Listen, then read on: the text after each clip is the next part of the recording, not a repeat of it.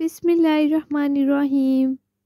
तमाम देखने वालों को अस्सलाम वालेकुम और मेरे channel let's cook with syrup में खुशामदीद।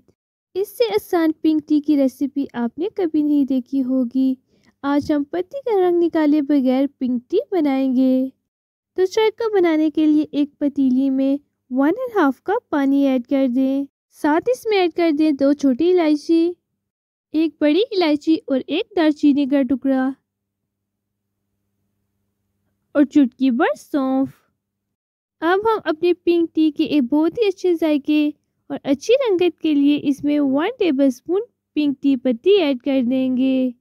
अभी जो पत्ती मैंने पानी में ऐड की है वो कश्मीरी चाय की पत्ती नहीं है। कश्मीरी चाय यानी पिंक टी को बनाने के लिए पिंक कलर में अवेलेबल एक पत्ती होती है, जिसकी मदद से आप बगैर मेहनत किए हुए एक कश्मीरी चाय में एक बहुत ही अच्छा रंग ला सकते हैं और इसमें बिल्कुल कश्मीरी पत्ती जैसी खुशबू होती है।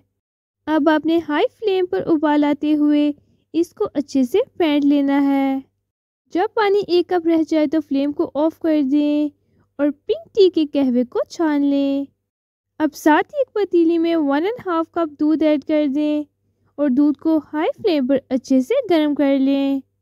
जब दूध में उबाल आना शुरू हो जाए तो इसमें कहवा ऐड कर दें।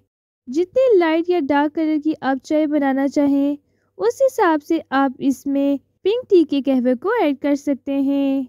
इस तरह से जितना पिंक रंग आप अपनी पिंक चाय में लाना चाहें उस हिसाब से आप कहवे की क्वांटिटी को ऐड कर दें और आपने हाई फ्लेम पर उबाल आते हुए इसको दूध में अच्छे से फेंट लेना है।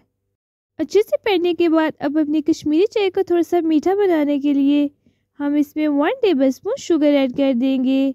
वैसे तो कश्मीरी चाय में शुगर ऐड नहीं की जाती, लेकिन मुझे इसमें शुगर का टेस्ट पसंद है तो मैं इसमें शुगर ऐड करती हूँ। और शुगर ऐड करने के बाद साथ इसमें चुटकी भर नमक ऐड कर दें, क्योंकि कश्मीरी चाय नमकीन ही पी जाती है और नमक का टेस्ट कश्मीरी चाय में बहुत ही अच्छा आता है। अब फ्लेम को ऑफ कर दें और हमारी मज़ेदार पिंक टी तैयार है। Thanks for watching. अल्लाह हाफिज़।